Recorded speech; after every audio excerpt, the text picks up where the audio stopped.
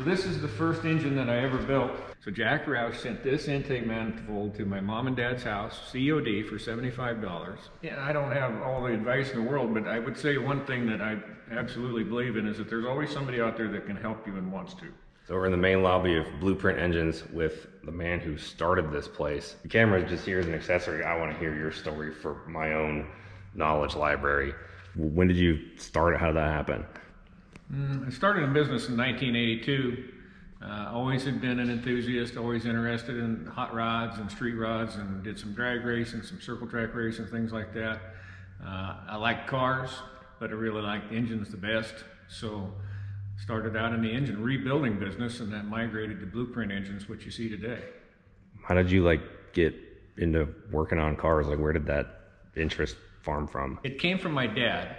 My dad was a very typical 1955 hot rodder. He had a flat top haircut, had a 32 Ford Roadster that he built that was kind of a piece of shit, but he was proud of it. He was 15 years old when he built it, and had a flathead Ford V8 in it. He went on and did some drag racing, some circle track racing.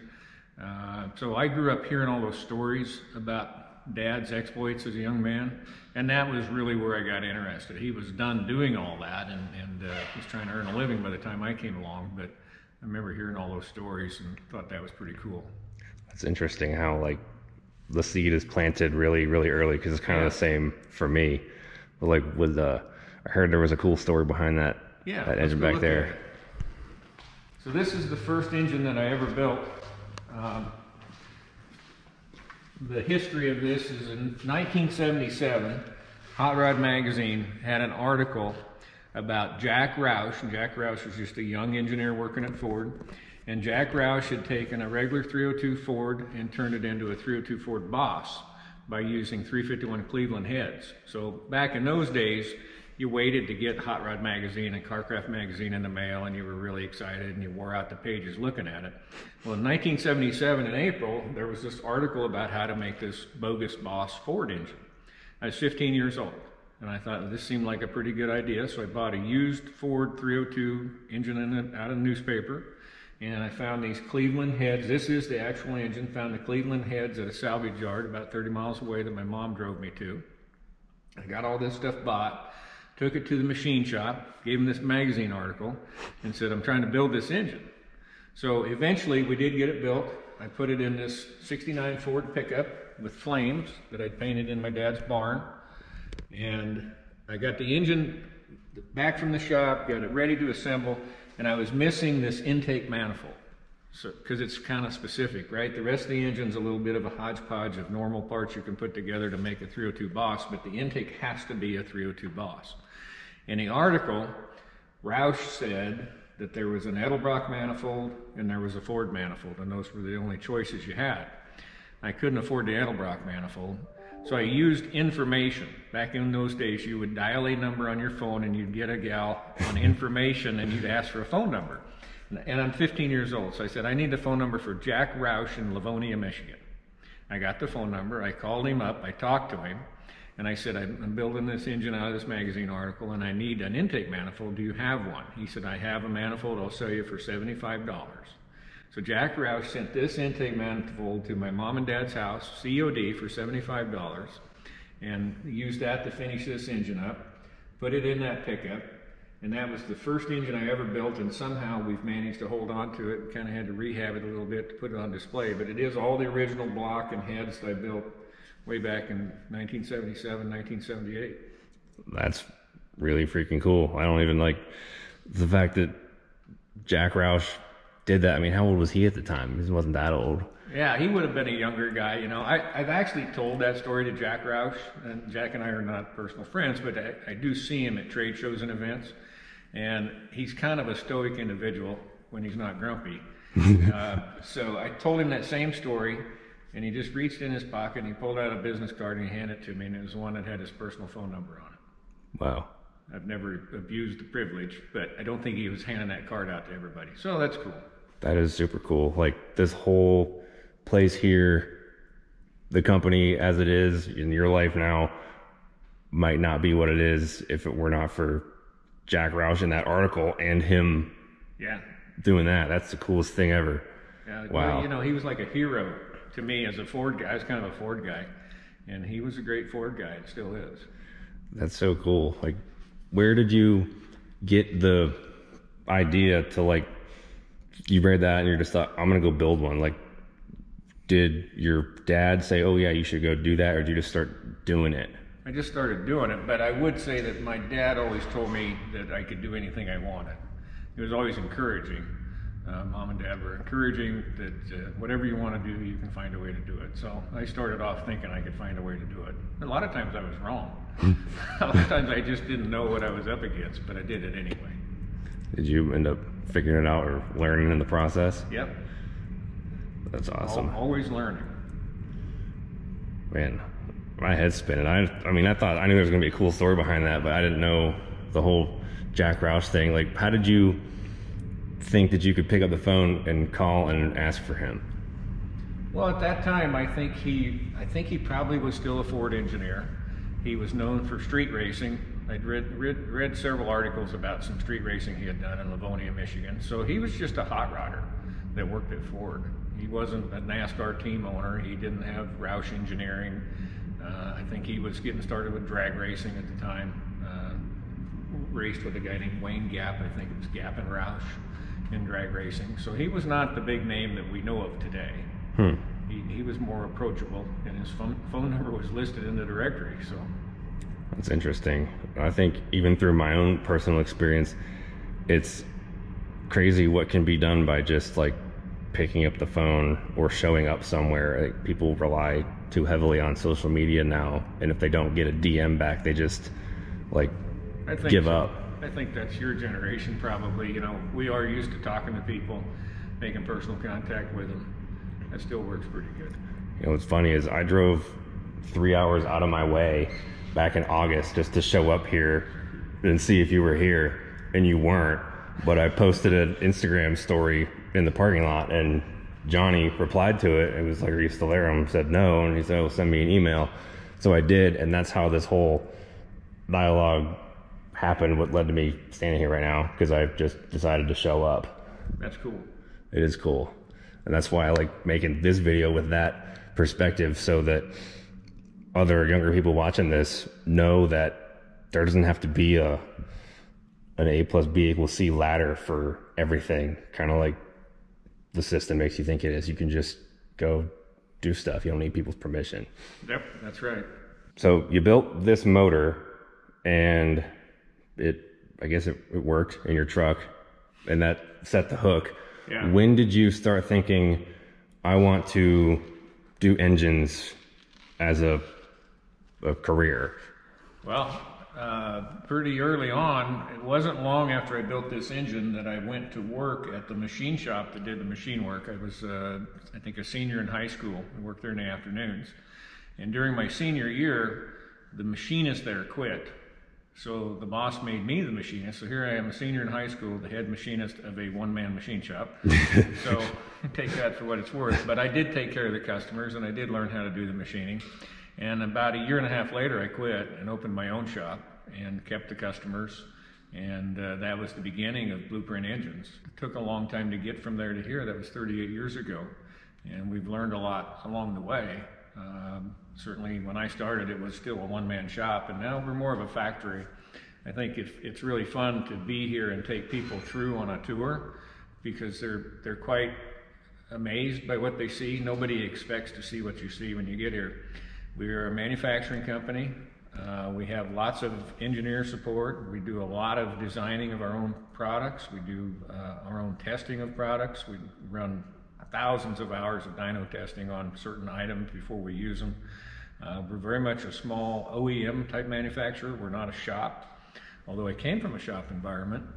But today the goal is to, we literally look at what GM or Ford are doing. We look at their factories. We benchmark against the way they do things. It doesn't mean that we can be as good as them, because we don't have the volume, but we can understand their methods and how they do it. For example, one of the things we do is we design a lot of our own parts. We own our own designs for pistons, crankshaft, connecting rods. We work with some of the best factories in the world to have those parts made. But whether we have that part made in the United States or Mexico or Canada, it's the same piston. It's our design piston. that we've worked with and use over and over and over. It's our design of the metallurgy that goes into that piston. If a manufacturer can't meet our requirement for metallurgy and heat treat, then we can't use them. So we've gone from buying things off a shelf like everybody else does to streamlining and say we want our own design, and not just so that we can say that it's our own. Usually there are many improvements in the design, and sometimes it's things just to help our processes work better so that we have one 383 piston instead of 3 different 383 pistons. But I'm proud of the people that do that here. That we've learned. We didn't just start doing that out the gate, but we've learned how to do that over the last 30 years. How has your priority philosophy of the inward growth evolved over the years? How did you get down that track of what's important to you? Well, as far as those parts go, there's a lot of challenges to buying off-the-shelf parts that don't always fit, they don't always work, and quite honestly, the performance aftermarket is, they're making parts for things that aren't OE, so they don't always fit and work. And we said we can do better. We want to make it so it always fits and works with our engine and works the way it's supposed to. So we really bring an OE level of quality to what typically would be thought of as a performance part, that the crank counterweights might hit the bottom of the piston. Well, they don't hit the bottom of the piston when we design the crank and the rod and the piston. So we're able to put all that in a simulation and make sure that it works the way that we want it to. So part of that strategy of being vertical is just we got to have this so it works all the time. And the other part is sometimes we really want to go to an OE level supplier and buy pistons or cranks. Well, you have to show up with a design. They don't have cranks on the shelf. They make cranks, but you got to show them the design. You got to have the 3D models. You got to have the prints. You got to have the material spec, and that's the way we buy cranks. We go to crankshaft manufacturers with designs and material specs, heat treat specs, and say this is what we want, and we get quotes on that, and that's how we buy them. That's really cool. I wasn't really sure what the theory behind that was, but it all makes sense when you explain it like that. Do you ever just stand outside this building and look at it and just think about how huge it's all gotten since you were the kid who built this motor? Not too much. I would say most of my employees are disappointed that I'm not more in awe, and I'm always worried about what are we going to do next? What's tomorrow? So yeah, I do admire what's been accomplished, and certainly there's a lot of great people here that are a big part of that. But I also am never satisfied, and what's the next big thing that we're going to work on? That seems to be a common trait among people who have their names on buildings like this. I think that's probably true. I think that's cool, and it's cool to hear that too. But man, so if today is your theoretical day one, where are you going now? What do you want to do? We want to continue to develop more products. Higher value products that solve our customers' problems, that always work the way they're supposed to work, so that you don't have to be a master technician to buy and install one of our engines or keep it running.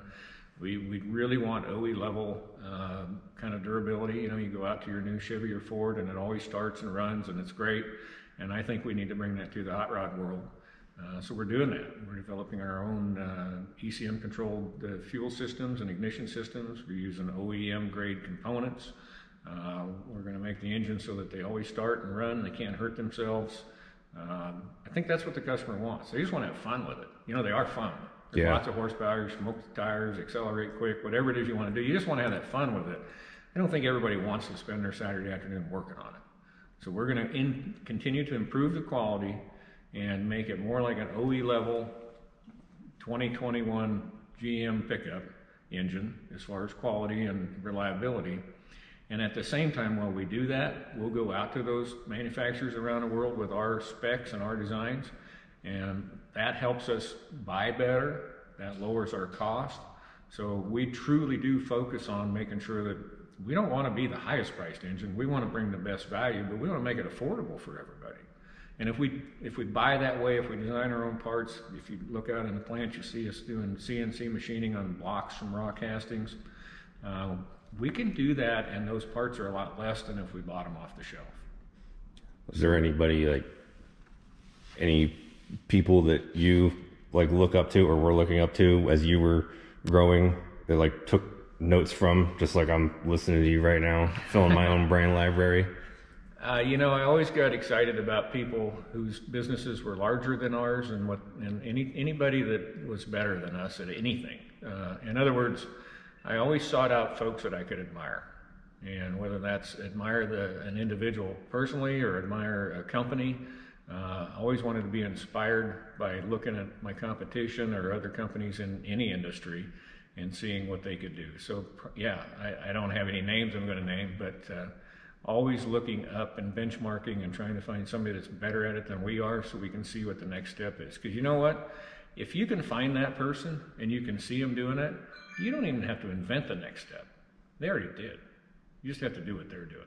That's a pretty easy way to get better. More people should seek out information from guys like you and other people who've done things, because you could explain something in 10 minutes that took you 10 years to learn.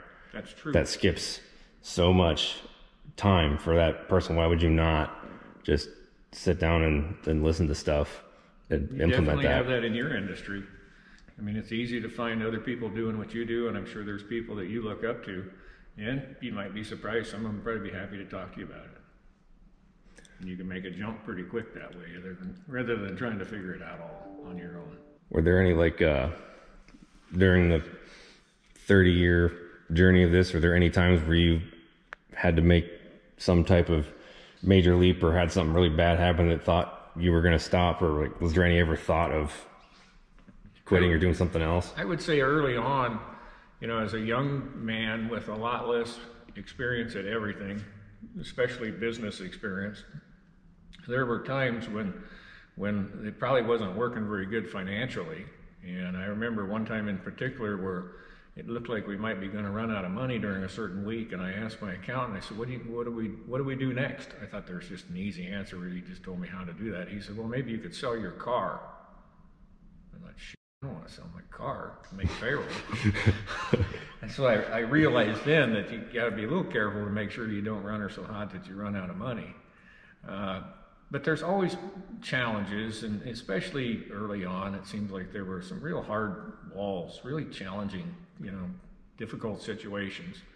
And I concluded from that one of the keys to success is that when it's really hard and it sucks and it's not working, and you could quit and nobody would blame you, and your family would all say, oh, I don't blame you, that was too hard, nobody should have to do that.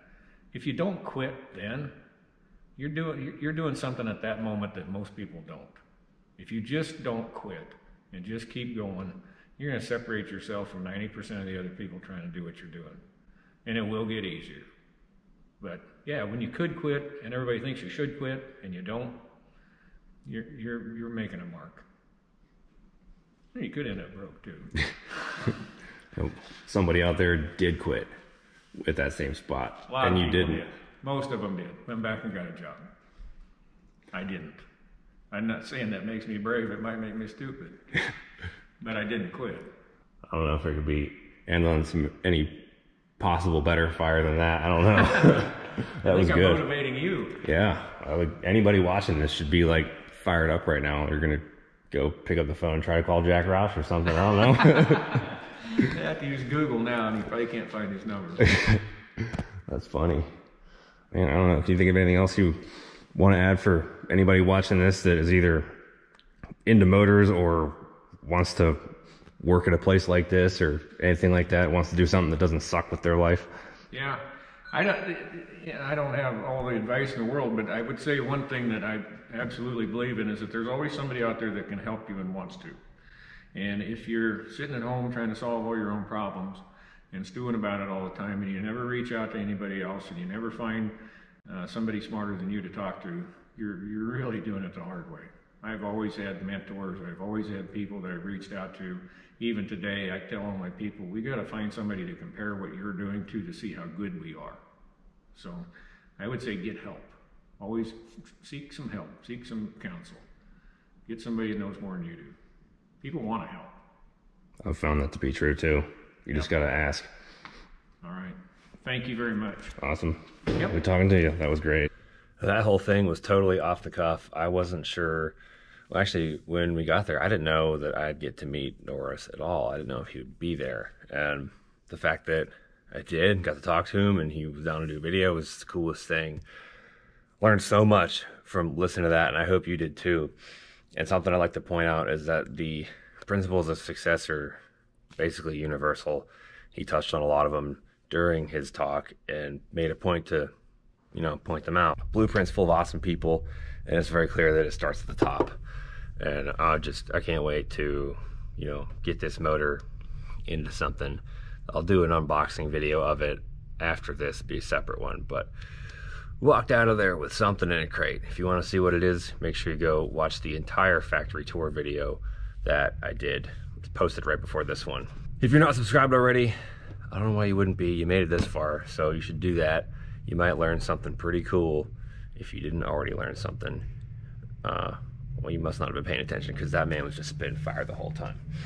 Anyway, now that we're back in Texas, I got something cool to show you guys as far as shirt stuff goes. So let's open up the new ones. I'm gonna put these on the website right now. Just got them in. Yeah, some of you may have seen these floating around in the background, but there you go. That's a totally original logo design. Doesn't look like anything else you've ever seen anywhere before, that's for sure. Yeah, it's got that on the back and on the front. It's got my logo in the red, white, and blue. You may have seen those things creeping around in the background here for the last couple of videos, and that's because the first batch I got was actually misprinted. The logo is upside down on the background. So got that fixed. Gonna get these things up, posted now. Make sure you grab one, because I kind of got a lot of them, and having all that money out in inventory kind of sucks, if I'm being completely honest. That's the largest short order I've ever gotten, because it's funny. Pretty much. Suck it, Cole. Yeah, so StapletonAutoWorks.com. Grab one of those, and if you don't already have one of these, you get one of them too. Escalade shirts are being retired. Whatever I have now, that's it. There's a new style coming at some point for those. I don't know when. Helps put diesel in the tank, so I throw that in at the end of videos sometimes, but not all the time, because I don't want to be that guy. So if I have something to say, it's worth listening to. That's how I try to keep it. So we'll see you on the next one. Go stay tuned for that tour video. Go check that out, and the engineering and R&D department will be the next video from the BluePrint trip saga.